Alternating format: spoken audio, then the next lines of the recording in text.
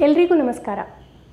ನನ್ನ ಇಂಡಿಜೀನಿಯಸ್ ಚಾನಲ್ನಲ್ಲಿ ಸ್ತ್ರೀ ಸ್ವಾಸ್ಥ್ಯ ಎಂಬ ವಿಷಯಾಧಾರಿತವಾಗಿ ಹಲವಾರು ವಿಡಿಯೋಗಳನ್ನು ನೀವು ಈಗಾಗಲೇ ನೋಡಿರಬಹುದು. ಅನುಭವಿ ಸ್ತ್ರೀ ಹಾಗೂ ಪ್ರಸೂತಿ ತಜ್ಞೆ ಅಲ್ಲದೆ ಆಯುರ್ವೇದ ಮತ್ತು ಮನೆಮದ್ದುಗಳ ಆಳವಾದ ತಿಳುವಳಿಕೆ ಇರುವಂತಹ ಡಾಕ್ಟರ್ ಸಾವಿತ್ರಿ ದೈತೋಟ ಅವರು ಸ್ತ್ರೀಯ ಜೀವನದಲ್ಲಿ ಬರುವಂತಹ ಅನೇಕ ಸಂಶಯಗಳು, ಸಮಸ್ಯೆಗಳು, ಅದಕ್ಕೆ ಪರಿಹಾರಗಳು ಇತ್ಯಾದಿಗಳ ಕುರಿತು ಮಾತನಾಡಿದ್ದಾರೆ. ಅಲ್ಲದೆ ಗರ್ಭಿಣಿ ಕಾಲದಲ್ಲಿ ಸಾಮಾನ್ಯವಾಗಿ ತಿಳಿದಿರಬೇಕಾದಂತಹ ಮಾಹಿತಿಗಳನ್ನು ತಿಳಿಸಿಕೊಟ್ಟಿದ್ದಾರೆ.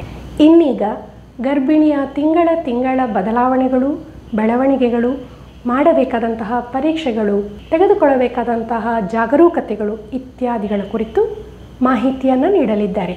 ಡಾಕ್ಟರ್ ಸಾವಿತ್ರಿ ದೈತೋಟ ಅವರ ಮಾತುಗಳು ನಮಗೊಂದು ಕೈಪಿಡಿಯಂತೆ ಮಾರ್ಗದರ್ಶನ ನೀಡುತ್ತವೆ. ಅಲ್ಲದೆ ಮನೆಯ ಹಿರಿಯಜ್ಜಿಯಂತೆ ಕಾಳಜಿ, ಪ್ರೀತಿ ಮತ್ತು ಸಾಂತ್ವನವನ್ನು ನೀಡುತ್ತವೆ.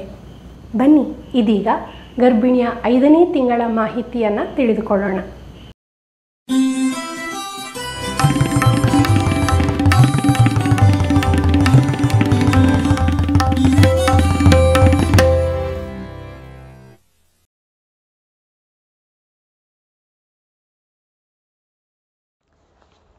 ಇಪ್ಪತ್ತರಿಂದ 24 ವಾರದ ಬೆಳವಣಿಗೆ ಕುರಿತು ನಾವೀಗ ಮಾತನಾಡಲಿಕ್ಕಿರೋದು.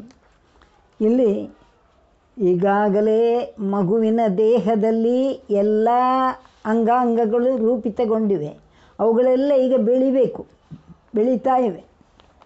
ಮಗು ಸುಮಾರು 30ರಿಂದ 32 ಸೆಂಟಿಮೀಟರ್ನಷ್ಟು ಉದ್ದ, ಸುಮಾರು 630ರಿಂದ 650 ಗ್ರಾಮ್ಗಳಷ್ಟು ತೂಕಕ್ಕೆ ಬಂದಾಯಿತು. ಅದು ಗರ್ಭಜಲದಲ್ಲಿ ತೇಲಾಡುತ್ತಾ ಇದೆ.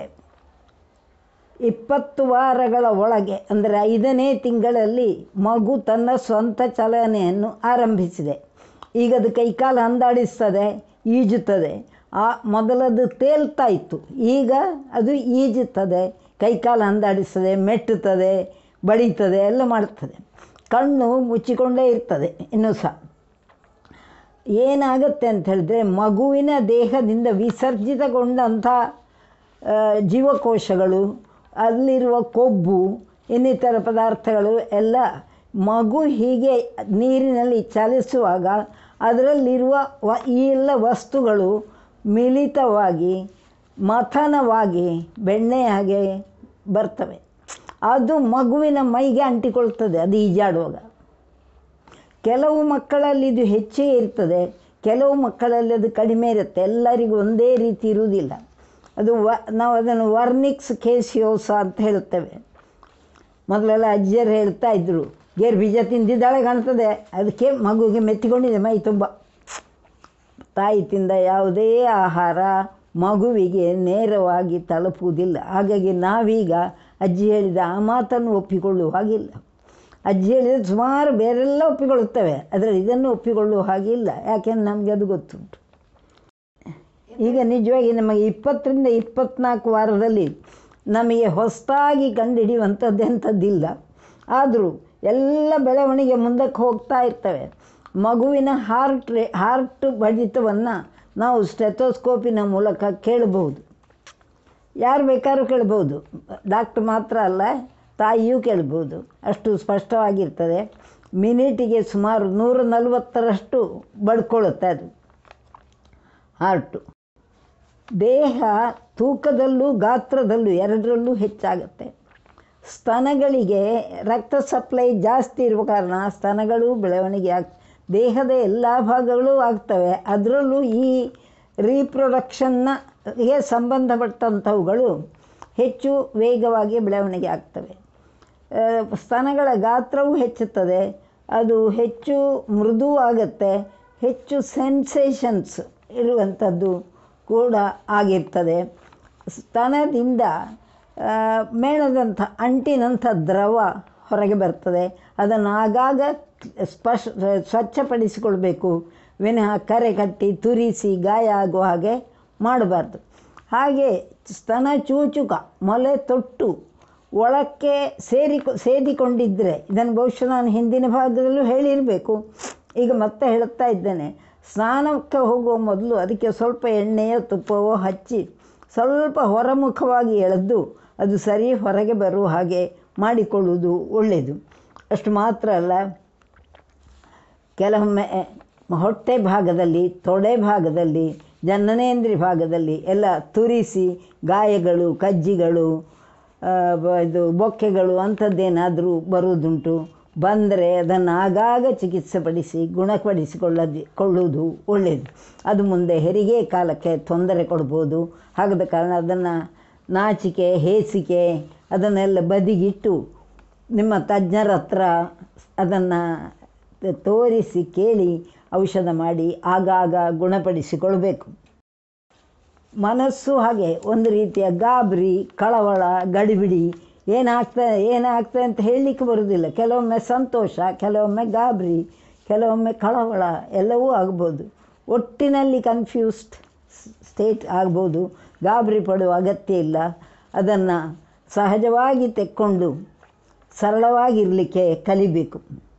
ಯಾವಾಗಿನ ಹಾಗೆ ಮಧ್ಯಾಹ್ನ ಊಟದ ನಂತರ, ಮಧ್ಯಾಹ್ನದ ಅಂದರೆ ಅಪರಾಹ್ನ ಕಾಲದಲ್ಲಿ ಒಂದು ಅರ್ಧ ಗಂಟೆಯ ವಿಶ್ರಾಂತಿ.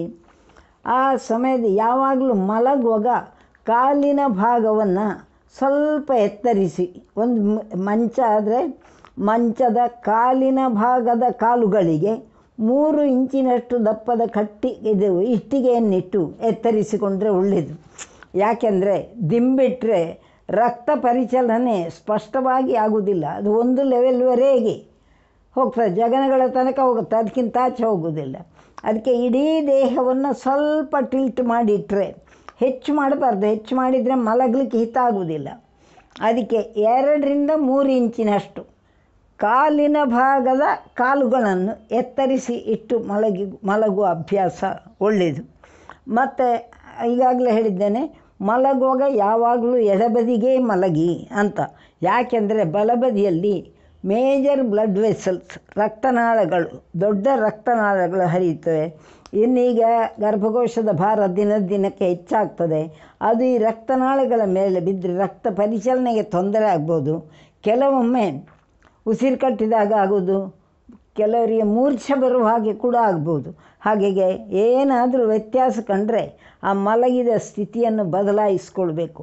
ಆದಷ್ಟು ಎಡಗಡೆಗೆ ತಿರುಗಿ ಮಲಗುವ ಅಭ್ಯಾಸ ಒಳ್ಳೆಯದು. ಅಪರೂಪಕ್ಕೆ ಕೆಲವರಿಗೆ ರಕ್ತನಾಳಗಳು ಆಚೆ ಬದಿಯಲ್ಲಿ ಇರುವುದುಂಟು, ಇಲ್ಲ ಅಂತಿಲ್ಲ, ಅದು ಭಾಳ ಅಪರೂಪ. ಅಂಥವರು ಆ ಬದಿಗೆ ಮಲಗಲಿಕ್ಕಾಗೋದಿಲ್ಲ. ಹಾಗೆ ಯಾವಾಗಲಾದರೂ ಮಲಗಿದ್ದಾಗ ಉಸಿರು ಕಟ್ಟಿದಾಗ ಆಗತ್ತೆ, ಅಥವಾ ಏನೋ ಅಸುಖ ಆಗ್ತಾ ಇದೆ ಅಂದರೆ ಆ ಸ್ಥಿತಿಯನ್ನು ಬದಲಾವಣೆ ಮಾಡೋದು ಒಳ್ಳೆಯದು. ಮಾಮೂಲು ವ್ಯಾಯಾಮ, ವಾಯುವಿಹಾರ, ನಿಮ್ಮ ಮಾತ್ರೆಗಳು ಇದನ್ನೆಲ್ಲ ಕ್ರಮವಾಗಿ ತೆಕ್ಕೊಳ್ಳುವ ಅಭ್ಯಾಸ ತಪ್ಪಿಸಬೇಡಿ. ಇಲ್ಲಿ ಒಂದು ವಿಷಯ ನೆನಪಾಗ್ತಾ ಉಂಟು ನನಗೆ.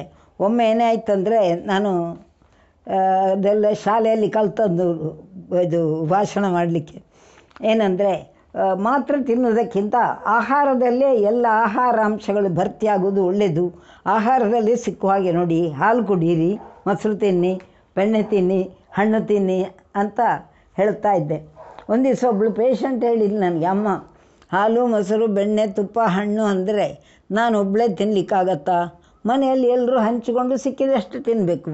ನೀವು ಮಾತ್ರೆ ಅಂತ ಕೊಟ್ಟರೆ ಆ ಮಾತ್ರೆ ನಾನೇ ತಿನ್ನಬೇಕು, ಬೇರೆ ಯಾರು ತಿನ್ನೋದಿಲ್ಲ.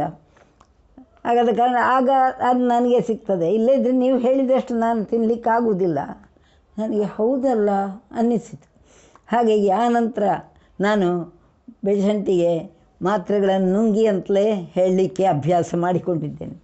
ಸೊ ಮಾತ್ರೆಗಳು ನಾವು ಲೆಕ್ಕ ಹಾಕಿ ಕೊಟ್ಟಿರ್ತೇವೆ, ಆ ಪ್ರಕಾರ ತೆಕ್ಕೊಳ್ಳೋದು ಒಳ್ಳೆಯದು. ಇಷ್ಟರಲ್ಲಿ ನಿಮ್ಮ ಟೆಟ್ನಸ್ ಟಾಕ್ಸಾಯ್ಡ್ ಇಂಜೆಕ್ಷನ್ 3ನೇದ್ದು ಆಗಿರಬೇಕು. ಆಗಿಲ್ಲದಿದ್ದರೆ ಮುಗಿಸಿಕೊಳ್ಳಿ. ಅದರ ಕ್ರಮ ಈಗಾಗಲೇ ಹೇಳಿದ್ದೇನೆ. 4ನೇ ತಿಂಗಳಿಂದ ತೊಡಗಿ 4ರಿಂದ 6 ವಾರಗಳ ಅಂತರದಲ್ಲಿ 3 ಸರ್ತಿ ತೆಕ್ಕೊಳ್ಳಿ. ಅದನ್ನು ದಯವಿಟ್ಟು ತಪ್ಪಿಸದೇ ತೆಕ್ಕೊಳ್ಳಿ. ಆಮೇಲೆ ಯಾರಾದರೂ ಈ ಕುರಿತ ಗರ್ಭಿಣಿ, ಬಾಣಂತಿ, ಹೆರಿಗೆ, ಆಮೇಲೆ ಹಾಲೂಡುವಿಕೆ ಇಂಥದ್ದೆಲ್ಲ ಕ್ಲಾಸಸ್, ತರಬೇತಿ ಶಿಬಿರಗಳು ಇಂಥದ್ದೆಲ್ಲ ಮಾಡ್ತಾರೆ. ಯಾರಾದರೂ ಚೆನ್ನಾಗಿ ಮಾಡೋರಿದ್ದರೆ ಅದನ್ನು ಅಟೆಂಡ್ ಮಾಡಿ. ಒಳ್ಳೆ ಪುಸ್ತಕಗಳು ಸಿಕ್ಕಿದ್ರೆ ಓದಿ. ಗೂಗಲ್ನಲ್ಲಿ ಓದಿ, ಆದರೆ ಗೂಗಲ್ನಲ್ಲಿ ಓದಿಬಿಟ್ಟು ಕನ್ಫ್ಯೂಸ್ ಆಗಬೇಡಿ. ನೀವೀಗ ಯಾರಾದರೂ ಒಳ್ಳೆ ಅನುಭವಿತ ಮತ್ತು ಒಂದು ರೀತಿಯ ಆತ್ಮೀಯ ಇದು ಉಳ್ಳಂಥವರ ಸ್ನೇಹಿತರೋ ಹಿರಿಯರೋ ಯಾರಾದರೂ ಇದ್ದರೆ ಅವರ ಸಹವಾಸ ಮಾಡಿಕೊಳ್ಳುವುದು ಒಳ್ಳೆಯದು.